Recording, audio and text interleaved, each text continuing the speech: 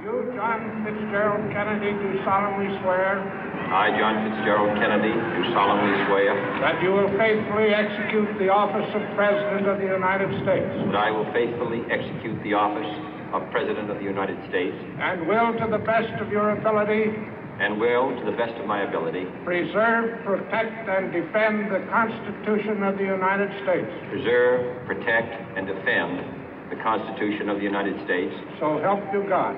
So help me God.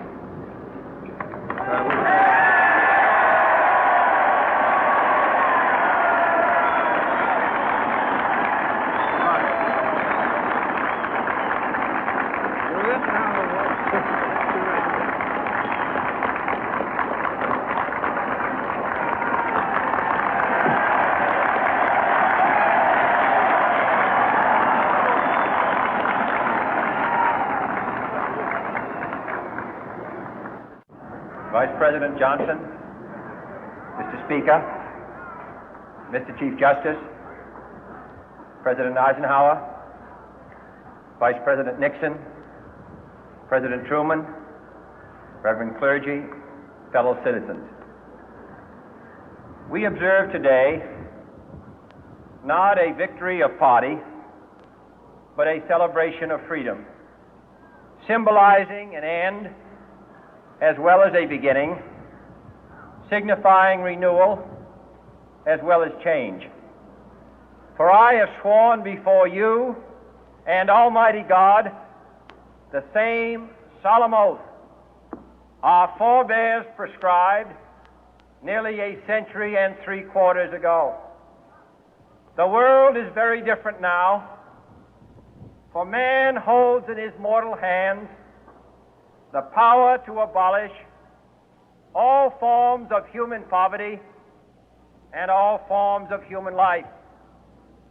And yet the same revolutionary beliefs for which our forebears fought are still at issue around the globe.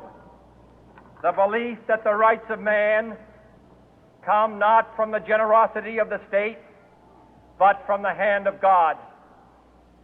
We dare not forget today that we are the heirs of that first revolution.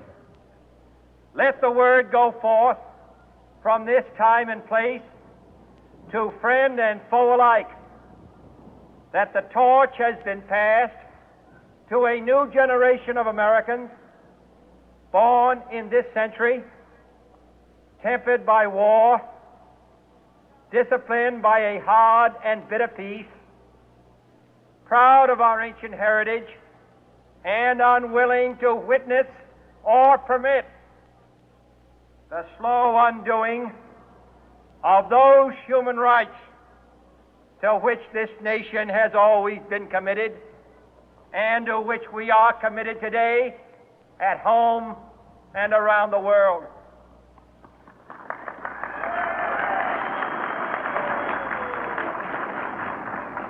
Let every nation know, whether it wishes us well or ill, that we shall pay any price, bear any burden, meet any hardship, support any friend, oppose any foe to assure the survival and the success of liberty.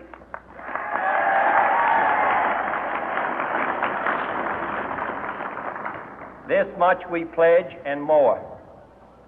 To those old allies whose cultural and spiritual origins we share, we pledge the loyalty of faithful friends. United, there is little we cannot do in a host of cooperative ventures.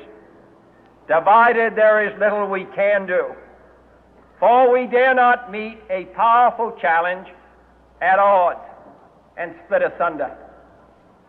To those new states whom we welcome to the ranks of the free, we pledge our word that one form of colonial control shall not have passed away, merely to be replaced by a far more iron tyranny.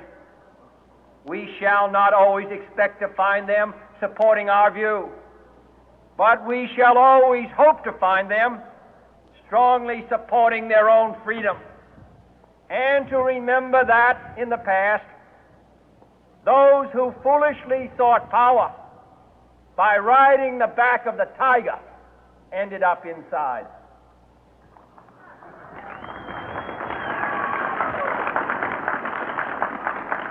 To those people in the huts and villages of half the globe struggling to break the bonds of mass misery, we pledge our best efforts to help them help themselves for whatever period is required, not because the communists may be doing it, not because we seek their votes, but because it is right.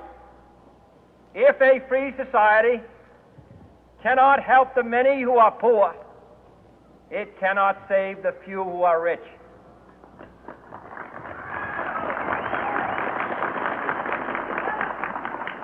To our sister republics south of our border, we offer a special pledge to convert our good words into good deeds, in a new alliance for progress, to assist free men and free governments in casting off the chains of poverty.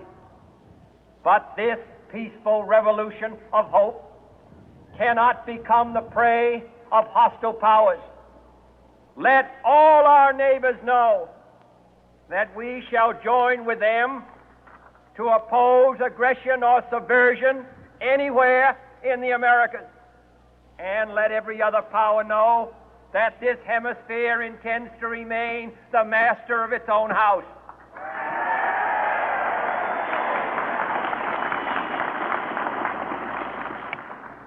To that World Assembly of Sovereign States, the United Nations, our last best hope, in an age where the instruments of war have far outpaced the instruments of peace, we renew our pledge of support to prevent it from becoming merely a forum for invective, to strengthen its shield of the new and the weak, and to enlarge the area in which its writ may run. Finally, to those nations who would make themselves our adversary, we offer not a pledge, but a request that both sides begin anew the quest for peace.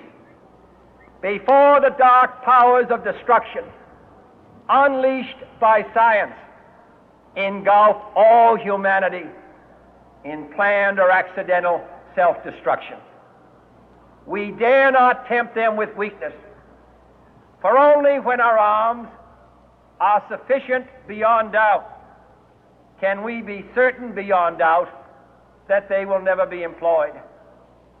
But neither can two great and powerful groups of nations take comfort from our present course, both sides overburdened by the cost of modern weapons, both rightly alarmed by the steady spread of the deadly atom, yet both racing to alter that uncertain balance of terror that stays the hand of mankind's final war.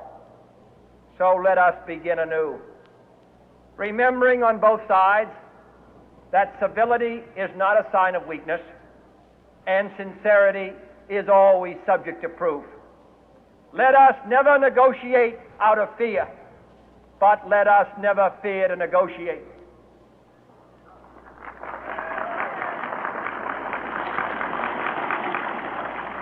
Let both sides explore what problems unite us, instead of belaboring those problems which divide us.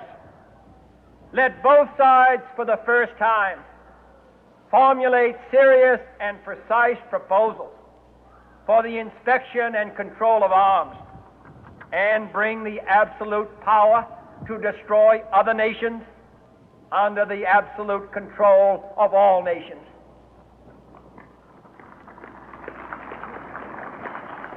Let both sides seek to invoke the wonders of science instead of its terrors. Together, let us explore the stars, conquer the deserts, eradicate disease, tap the ocean depth, and encourage the arts and commerce. Let both sides unite to heed in all corners of the earth the command of Isaiah to undo the heavy burden and let the oppressed go free.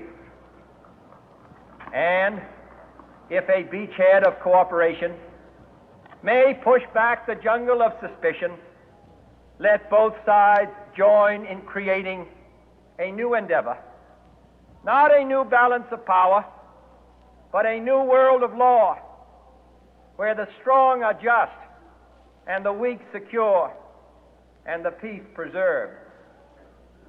All this will not be finished in the first 100 days, nor will it be finished in the first 1,000 days, nor in the life of this administration, nor even perhaps in our lifetime on this planet. But let us begin.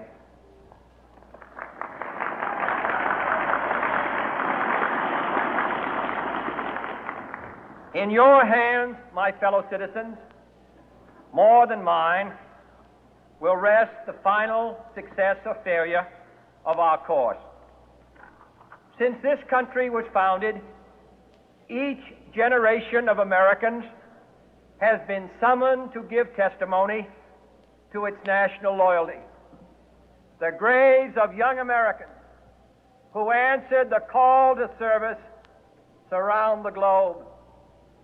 Now the trumpet summons us again, not as a call to bear arms, though arms we need, not as a call to battle, though in battle we are, but a call to bear the burden of a long twilight struggle, year in and year out, rejoicing in hope, patient in tribulation, a struggle against the common enemies of man, tyranny, poverty, disease, and war itself.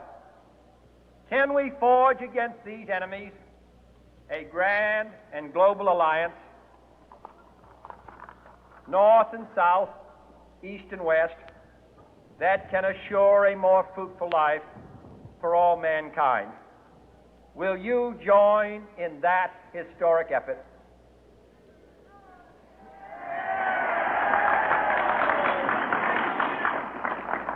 In the long history of the world, only a few generations have been granted the role of defending freedom in its hour of maximum danger.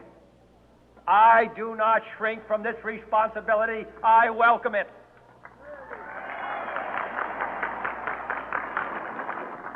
I do not believe that any of us would exchange places with any other people or any other generation. The energy, the faith, the devotion which we bring to this endeavor will light our country and all who serve it.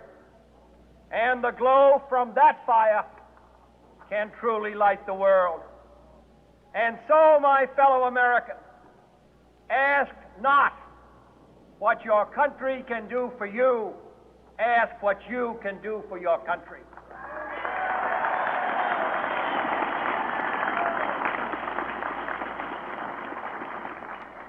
My fellow citizens of the world, ask not what America will do for you, but what together we can do for the freedom of man.